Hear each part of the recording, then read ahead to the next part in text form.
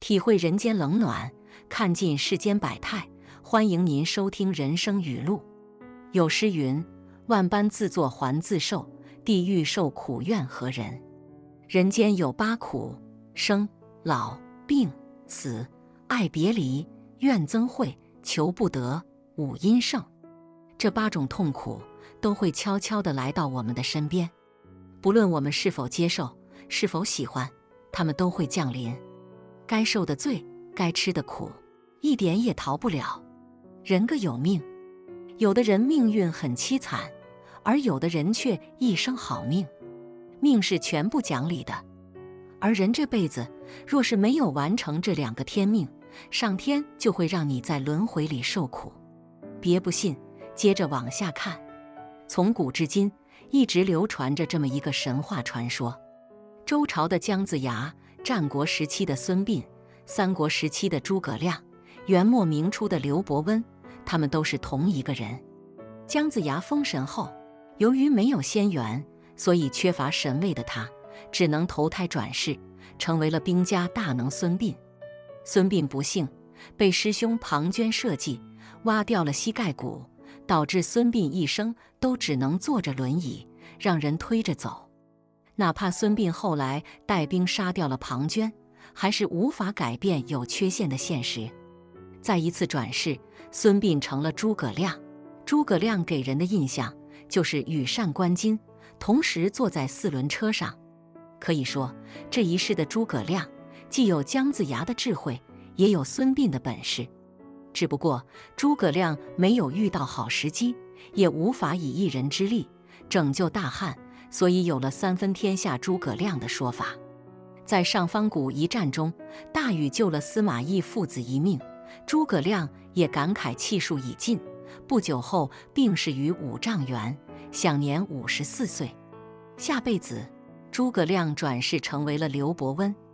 刘伯温占尽了天时地利人和，帮朱元璋顺利地统一天下，成就了一统江山刘伯温的美名。这一个说法并没有人知道它的真实性如何，但它只说明了一个道理：每个人来到这个世界都有自己的天命，完成了天命，那就人生圆满，得以善终；完不成天命，就只能轮回受苦了。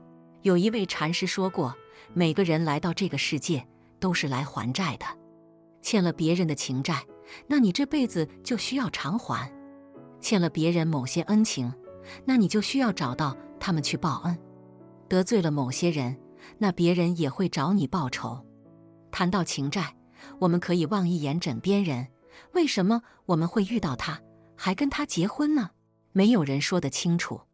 能否遇到，跟缘分有关；是否结婚，跟爱恨情仇有关。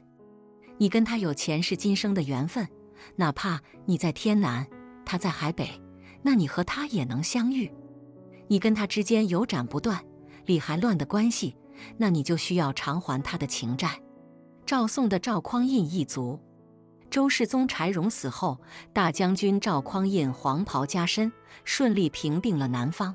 最让赵匡胤头痛的就是北方地区燕云16州那一片区域。失去了燕云16州，北方游牧民族的骑兵就能南下，无人能挡，以至于宋朝一直处于防守被打的局面，后人也活得比较憋屈。赵匡胤在收回燕云16州之前，就被弟弟赵光义烛影斧声干掉了。这也许就是宋代赵氏一族轮回受苦的根源之一。每个人来到这个世界都有他的任务和使命，完成这些任务和使命，就能彻底断绝轮收受苦。可惜的是与愿违才是常态。在电视剧当中，经常有这么一句台词：今生无以为报，来生做牛做马。很多人都以为这是一句玩笑话，或许它是真实的，也说不准。这辈子没有把该还的债还清，那下辈子就接着还。什么时候把债还清了，什么时候才结束这轮回之苦？不然人生还依旧要受苦。人这辈子若是没有完成下面这2件事，就会受苦受难。第一件事，自身的使命。秦王扫六合，这是大势所趋；刘邦建立大汉，也是天命所归。他们完成了自身的使命，所以他们不会有任何的遗憾。大人物如此，普通人也是如此。该你做的事儿，你不做；不该你做的事儿，你做了，不就是违背天意，自讨苦吃了吗？第2件事，不幸中道而别。中途就离开的人，那是很悲惨的。比如诸葛亮，出师未捷身先死，常使英雄泪满襟。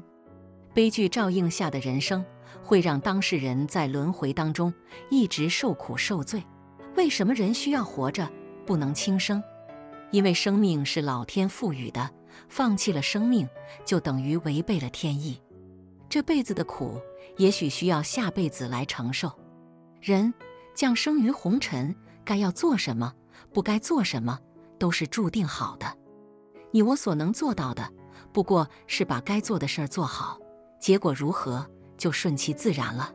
比如你天生就有创业的命，那你就去选择创业，大干一场，成也好，败也罢，又有什么关系呢？最怕的并不是失败，而是中途畏畏缩缩，不敢去做事。当然，这做事就需要我们听从本心，心让我们做什么，我们就做什么。这心到底跟什么有关呢？其实跟老天的指引有关。所谓天人合一，老天怎么指引，那我们的心就如何感受，从而给我们的大脑下达什么指令。也就是说，我们现在所做的事儿，都是老天安排好的。人生就跟剧本一样，该发展到什么阶段，我们就如何为人处事，最后都以剧中结束。命是因果关系，过去种什么因，今日得什么果，便称为命。我们每个人都活在自己的因果里，都要为自己的命运担负起100%的责任。易经告诉我们，一个人每20年会变一次。如果你现在30岁，就要为将来的50岁负责任。50岁，你要知道，不能怨天尤人，因为一切都是自己造成的。而人努力一辈子，也不过是在证明自己有什么样的命。因为命是固定的，叫做一切皆有定数，定数就是最后的结果。你一辈子努力，努力到最后才知道，原来自己这辈子是来当总经理的，这就是你的定数。原来自己这辈子是来开计程车的，这也是你的定数。即使证明自己是不成功的，不成功就不成功，只要心安理得就好。人活一世，听从本心而活就好，其他的就不用考虑太多了。感谢您的收听，下期再会。